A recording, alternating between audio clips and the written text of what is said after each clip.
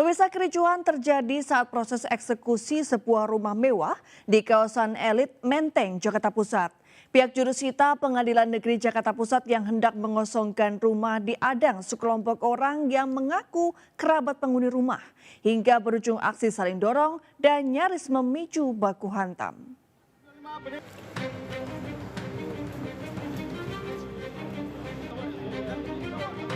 Eksekusi sebuah rumah mewah di kawasan elit Menteng, Jakarta Pusat diwarnai kericuhan. Usai membacakan surat kuasa eksekusi dari Pengadilan Negeri Jakarta Pusat, petugas jurusita disambut reaksi protes keras dengan memblokade pintu masuk. Akibatnya kericuhan pun pecah hingga petugas harus terlibat saling dorong dengan sejumlah orang yang mengaku sebagai kerabat penghuni rumah. Sri Mulyani, kuasa hukum tergugat, mengklaim jika kliennya merupakan pemilik yang sah atas objek bangunan tersebut, dibuktikan dengan sertifikat yang dibelinya pada tahun 2008 lalu.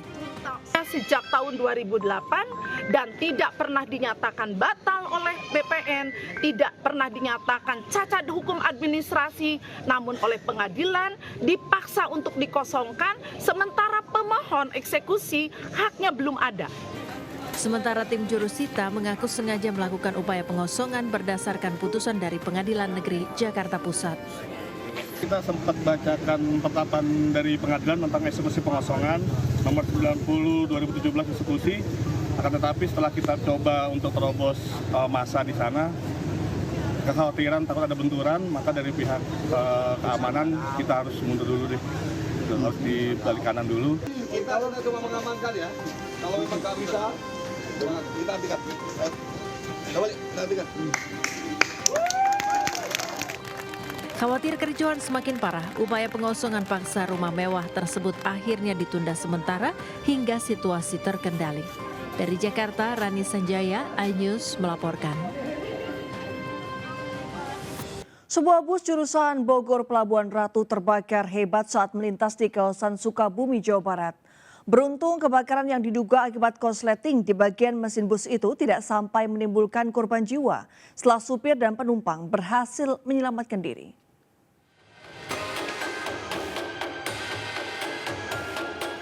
Inilah detik-detik sebuah bus jurusan Bogor Pelabuhan Ratu terbakar di ruas Jalan Nasional 3, tepatnya di Kampung Cibatu Hilir, Desa Sekarwangi, Kecamatan Cibadak, Kabupaten Sukabumi, Jawa Barat pada Rabu petang.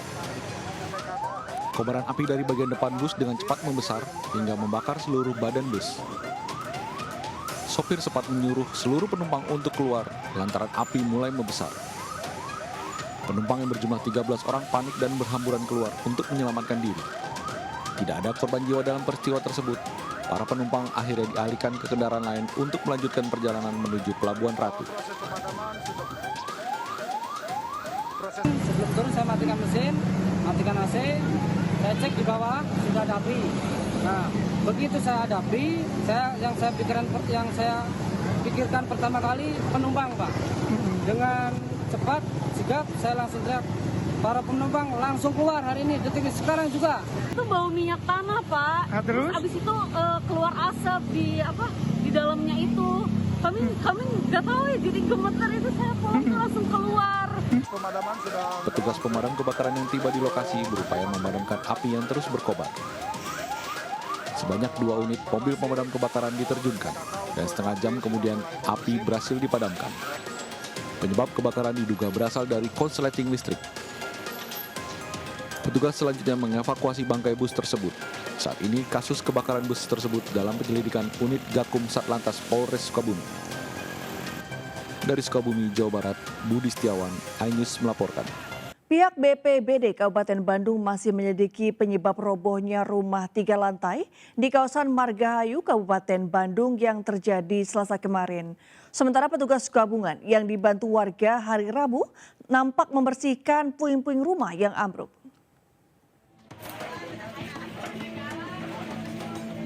Rumah 3 lantai milik Bapak Cece Sudrajat yang diduga hancur akibat beton penahan bangunan tak kuat menopang bobot bangunan mulai dilakukan pembersihan material oleh petugas BPBD dan dibantu warga setempat.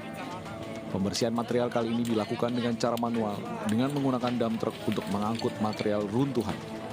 Selain melakukan proses pembersihan puing-puing, petugas BPBD Kabupaten Bandung juga memberikan bantuan berupa sembako, peralatan tidur, serta peralatan perkakas yang nantinya bisa digunakan untuk proses pembersihan runtuhan. Keluarga berharap adanya bantuan lain berupa material untuk membangun kembali rumah yang ambruk. Harapannya ada bantuan dari pemerintah setempat atau dari kecamatan atau kabupaten untuk meringankan beban kita lah yang sedang diuji sama Allah Subhanahu wa Ta'ala. Kan recovery, penanganan darurat di lapangan sampai dengan saat ini, hari ini di desa Sukamenak. Ya. Ada berapa personil Pak yang diturunkan dari BPBD sendiri? Kita untuk hari ini diturunkan ada dari BPBD sendiri ada 6 personil diturunkan ke sini dibantu dengan TNI. Hingga kini, pihak BPBD Kabupaten Bandung belum memastikan apa penyebab dari robohnya rumah 3 lantai tersebut. Dari Kabupaten Bandung, Jawa Barat, Iwan Pangestu, iNews melaporkan. Usai menangkap terduga teroris di Batu, Jawa Timur, Detasemen Khusus atau Densus 88 Anti Teror Polri kembali melakukan penangkapan 2 orang terduga teroris.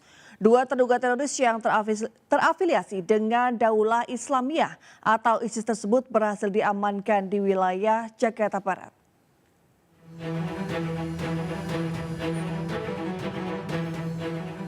Detasemen Khusus atau Densus 88 Anti Teror Polri kembali melakukan penangkapan terhadap terduga teroris pada Selasa kemarin atau 6 Agustus 2024 di sebuah kawasan di wilayah Jakarta Barat. Sebanyak 2 orang terduga teroris yang terafiliasi dengan Daulah Islamiyah atau ISIS, yaitu RJ dan AM, berhasil diamankan dalam sebuah operasi penyergapan yang dilakukan oleh Densus 88 Anti Teror. Kedua terduga teroris mendukung ISIS melalui media sosial yang dimiliki dengan mengunggah narasi, dukungan, dan propaganda. Pihak Densus memastikan kedua terduga teroris yang ditangkap di Jakarta tidak terhubung dengan terduga teroris yang diamankan di Batu, Jawa Timur. 2 orang yang ditangkap tersebut berinisial RJ dan berinisial AM ditangkap di wilayah Jakarta Barat. Kita ketahui bahwa 2 orang ini telah merakit pula bahan peledak. Sebelumnya Densus 88 menangkap tersangka teroris berinisial HOK di Kelurahan Sisir, Kecamatan Batu Malang, Jawa Timur pada Rabu malam 31 Juli 2024. HOK disebut sebagai simpatisan Daulah Islamiyah dan merupakan pelajar yang hendak melakukan aksi teror pembunuh diri dengan menggunakan bahan peledak jenis TATP. Dari Jakarta, Stephen Patinama, Muhammad Firmansyah, iNews melaporkan. Musisi David Bayu nampak mendampingi putrinya saat menjalani pemeriksaan kedua di Polda Metro Jaya. Pemeriksaan ini terkait kasus dugaan penyebaran video asusila yang diduga mirip dengan anak dari mantan vokalis grup band Naif tersebut.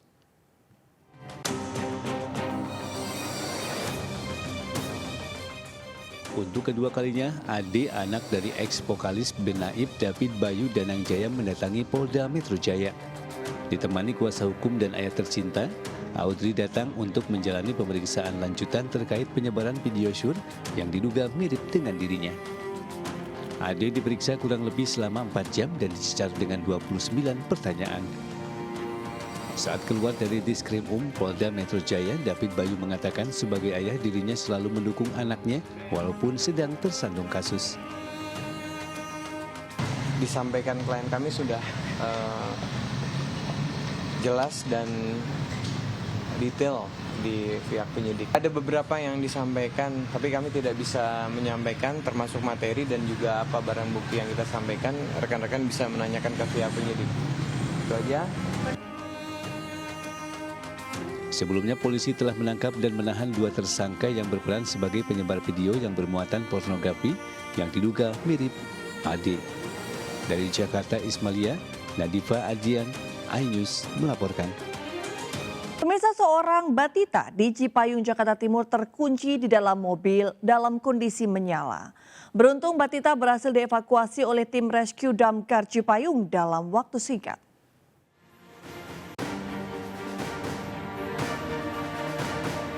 Tim rescue pemadam kebakaran Cipayung, Jakarta Timur berupaya menyelamatkan seorang batita yang terjebak sendirian di dalam mobil selama 30 menit. Tak butuh waktu lama, petugas berhasil mengeluarkan bayi 2 tahun tersebut dari dalam mobil. Insiden bermula saat sang ayah tengah memanaskan mesin mobil yang terparkir di dalam garasi rumah bersama anaknya. Lantaran ada keperluan, sang ayah meninggalkan anaknya di dalam mobil dengan kondisi mesin mobil menyala hingga pintu mobil tersebut terkunci otomatis. Awal ayahnya itu sedang memanaskan mobil, terus si sang anak usia 2 tahun ngikut di dalam mobil. Lalu sang ayah masuk ke dalam rumah dan pintu ditutup, setelah itu mobilnya terkunci. Orang tua diimbau untuk tidak meninggalkan anak sendirian di dalam kendaraan untuk menghindari hal serupa kembali terjadi. Dari Jakarta, Rizky Faluvi, iNews melaporkan. Pemirsa, terjadi kebocoran pipa gas di area konstruksi pelebaran trotoar di depan Kementerian Kesehatan. Penanganan telah dilakukan oleh kepolisian dan pemadam kebakaran dan arus lalu lintas sempat dialihkan sementara. Pemirsa, pada Rabu sore sempat terjadi kebocoran pipa gas di area konstruksi pelebaran jalan trotoar di depan gedung Kementerian Kesehatan Jalan Rasuna Said. Dan tepat di belakang saya ini adalah di mana area kebocoran pipa gas di area konstruksi pelebaran jalan trotoar. Ini ada alat berat beko yang digunakan para pekerja untuk konstruksi pelebaran jalan trotoar, dan sepertinya kalau bisa dilihat di sana masih terjadi kebocoran di pipa gas, dan di area konstruksi yang terjadi kebocoran ini masih juga dipasang atau dikelilingi dengan garis polisi, di mana dari pihak kepolisian dan juga dari pihak pemadam kebakaran masih dalam tahap penanganan. Dan kalau berdasarkan keterangan dari Kepala Suku Dinas Damkar Jakarta Selatan, tadi sempat ada 4 unit mobil pemadam kebakaran dengan 12 personel yang dikerahkan, dan hingga malam ini kami masih melihat juga anggota kepolisian yang masih berjaga di sekitar area kebocoran pipa gas di depan Kementerian Kesehatan dan juga pihak pemadam kebakaran. Namun tadi juga pemirsa sempat ada pengalihan arus lalu lintas di area Kuningan, tepatnya menuju arah Kuningan dari arah Mampang Perapatan dan Jalan Gatot Subroto. Namun saat ini, malam ini, arus lalu lintas sudah kembali lancar dan sudah tidak diberlakukan kembali pengalihan arus lalu lintas. Dari Jakarta, Jen Cahyani bersama juru kamera Damar Wicaksono, iNews melaporkan. Pemirsa, kubu Anies Baswedan pesimis rencana pembentukan koalisi Indonesia Maju Plus akan terrealisasi di Pilgub Jakarta. Namun faktanya PKS dan PKB melempar sinyal kepada Gerindra untuk diajak masuk dalam koalisi pemerintah.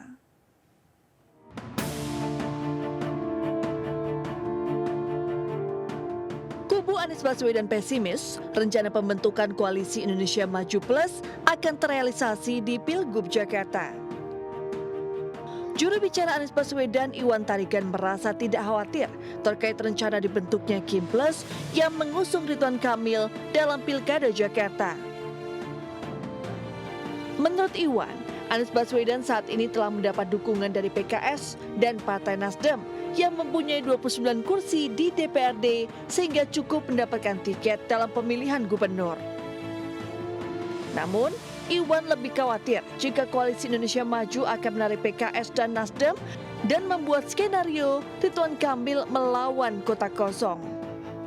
Iwan menyebut hal tersebut akan mencederai demokrasi dan membuat masyarakat enggan untuk datang ke TPS. Meski begitu, Iwan yakin PKS dan Nasdem akan tetap berpegang teguh dengan mengusung Anies ditambah PKB dan PDIP yang belum menentukan sikap. Perlu kami ingatkan mengenai niat-niat sekelompok partai untuk membuat Bapak Ridwan Kamil melawan kotak kosong, maka kami mengingatkan agar niat-niat tersebut dibuang jauh-jauh karena sangat tidak mendidik demokrasi dan mengkebiri warga Jakarta untuk memilih pemimpinnya. Dan kalau hal ini terjadi, maka bisa saja terjadi pembangkangan sosial yang dilakukan oleh warga untuk tidak datang ke TPS, dan tentunya ini sangat merugikan demokrasi dan tentunya hal ini tidak kita inginkan. Sementara itu, sinyal partai pendukung Anies Baswedan akan bergabung ke koalisi pemerintah terlihat dalam acara Mukernas PKB. PKS dan PKB melempar kode kepada Gerindra untuk diajak masuk dalam koalisi pemerintah. Dari Jakarta, Muhammad Zulhilmi, iNews melaporkan. Pemirsa, Presiden Joko Widodo mengajak sejumlah artis dan influencer tanah air ke IKN menuai banyak respons di masyarakat. Menanggapi hal ini, Menparekraf Sandiaga Uno menilai hal tersebut merupakan bentuk memasifkan sosialisasi terhadap perkembangan pembangunan ibu kota Nusantara. Jelang HUT RI ke-79, Presiden Joko Widodo mengajak sejumlah artis dan influencer tanah air berkunjung ke ibu kota Nusantara. Hal tersebut menuai pro kontra di masyarakat karena dianggap membuang-buang anggaran negara. Dalam weekly brief with Sandi Uno di Gedung Sabta Pesona, Jakarta, Menparekraf Sandiaga Uno menilai langkah Jokowi ini merupakan salah satu bentuk sosialisasi dan edukasi ke masyarakat terkait perkembangan IKN saat ini.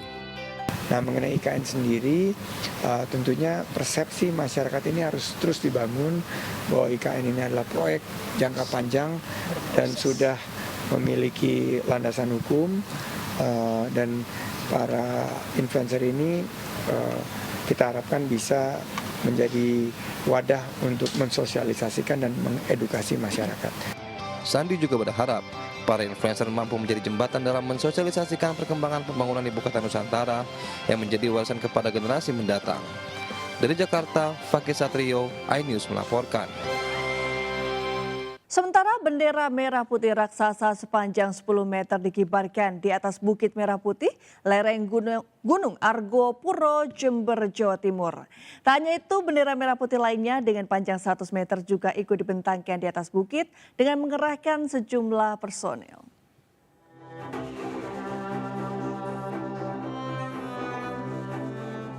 Menyambut Hari Ulang Tahun Republik Indonesia ke-79, sejumlah warga Kelurahan Bintoro, Kecamatan Patrang, Jember, Jawa Timur melakukan pengibaran bendera merah putih raksasa. Anggota TNI Polri, Muspika, serta tokoh masyarakat bergotong royong memasang bendera raksasa ke atas Bukit Merah Putih di kawasan Gunung Argo Puro. Bendera raksasa dengan ukuran 10 x 7,5 meter digotong bersama menggunakan bambu berukuran besar dengan tinggi 20 meter. Selain itu, warga juga memasang bendera dengan panjang 100 meter yang juga dibentangkan di kawasan Bukit Merah Putih. Mengingat ini namanya Bukit Merah Putih, tentu kami tidak akan melupakan sejarah. Di sini dulu dinamakan Bukit Merah Putih oleh senior kami dulu waktu itu Bapak Lurah Didi.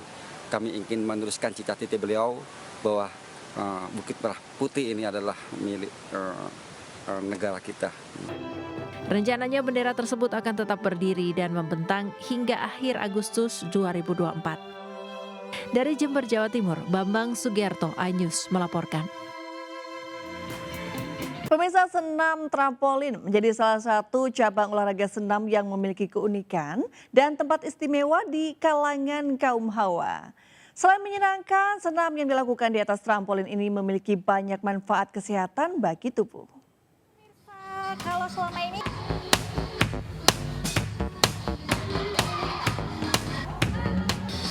pemirsa, kalau selama ini kita berpikir bahwa trampolin sering dilakukan oleh anak-anak, ternyata trampolin ini juga dilakukan oleh orang-orang dewasa.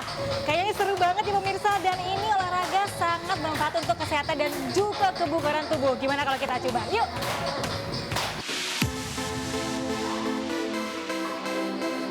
Dari lompatan sederhana hingga akrobatik yang atraktif, senam trampolin menawarkan pengalaman unik dan menyenangkan. Begitu menghentakkan kaki di atas trampolin, badan melambung seolah menolak gravitasi. Menjadi sensasi tersendiri bagi para peserta senam. Meski perlu bercucuran, semangat mereka tidak kendor hingga sesi senam selama 15 hingga 30 menit tersebut berakhir.